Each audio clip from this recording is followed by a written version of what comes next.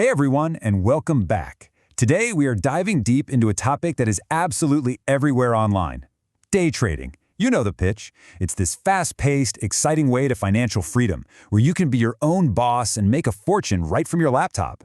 But is that what's really going on? Let's get into it. I mean, you've seen the videos, right? The titles are designed to just pull you in. Watch me make a week's salary in minutes, or how I turned $1,000 into 10,000. The promise is, well, it's intoxicating, isn't it? The idea that with just a bit of know-how and a good internet connection, you can unlock these massive quick-fire profits. And look, this isn't just coming from some random creators. As Forbes pointed out, even years ago, day trading has been framed as this super glamorous, high-stakes game. You've got online influencers, even some brokerage firms presenting it as this totally accessible way for anyone to get rich, and get rich fast. It's basically the financial world's version of a summer blockbuster. But what if the reality is a little different? What does the actual hard data say about your chances of success? Is this really a smart career move? Or is it more like playing the lottery where the house almost always wins? That's the big question we're going to answer today by looking past all the hype and digging into the numbers. So, to get to the truth here, we're not going to rely on stories or anecdotes. We're going straight to a landmark study that looked at the complete trading records of thousands of real people to see what actually happened with their money. Let's look at the evidence. What makes this study so powerful is just its incredible scale.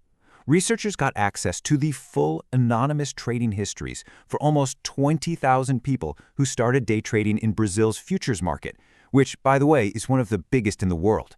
So this isn't some small online poll. We're talking about a massive, rock-solid data set. The researchers really zeroed in on the most persistent traders. The ones who truly committed, sticking with it for over 300 trading days. These are the serious players, not the people just dipping their toes in. So what percentage of this dedicated group do you think actually came out ahead? Okay, get ready for this. A staggering 97% of them lost money. Let that sink in for a second.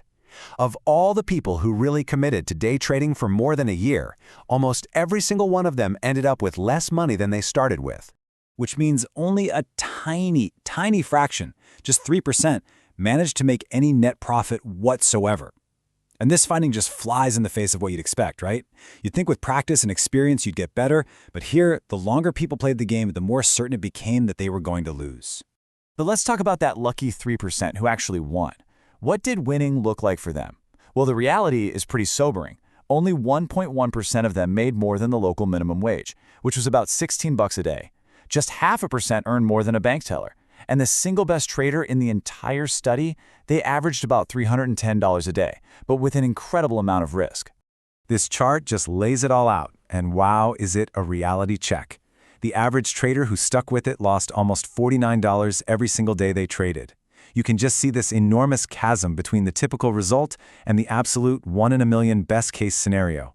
The math for the average person is just overwhelmingly negative. So why? Why are the odds so incredibly stacked against the little guy?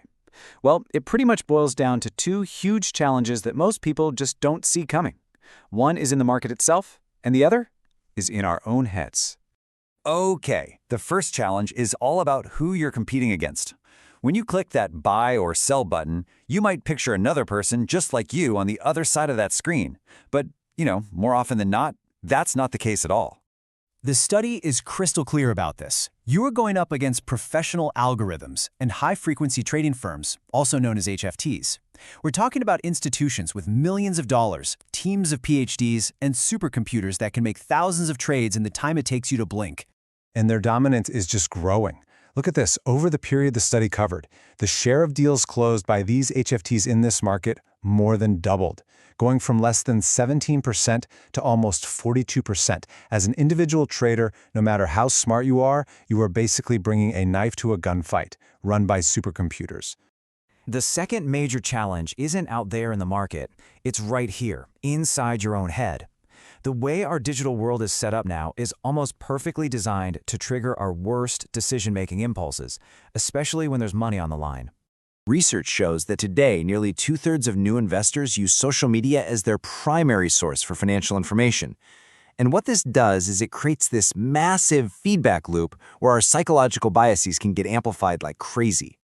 And this is where so-called finfluencers can really have an impact by tapping into a whole list of these biases. You've got herd behavior, which makes you want to just follow the crowd. Confirmation bias, where you only listen to opinions you already agree with. Overconfidence, making you think you can't possibly lose. And then there's the big one, the most powerful one of all, FOMO. Fear of missing out. You know that feeling, right? That pit in your stomach when you see a post about some stock that's going to the moon, and you feel like you have to jump in right now or you're going to be left behind. It's a hugely powerful emotion, and it pushes people to make impulsive, risky bets without really thinking them through. Okay, so the picture for day trading seems, well, pretty bleak. But here's the important part. This does not mean you can't be a successful investor. It just means you need a much smarter strategy for dealing with this modern world of financial info. The research on all this points to 3 really clear recommendations. First, always cross-verify. If you see a hot tip on social media, check it against credible, independent sources. Second, develop your own financial literacy. Understand the basics, value, risk, long-term planning before you put a single dollar to work. And finally, use social media as a supplement, not a substitute. It can be a great place to get ideas, but it's no replacement for a sound, well-researched financial plan.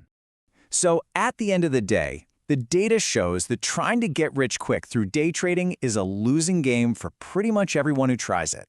The real path to financial success isn't about chasing the next hot thing. It's about building knowledge and discipline over time. So the final question is for you. In a world that is just overflowing with financial hype, what's your plan to tune out all that noise and focus on the signal? Thanks for watching.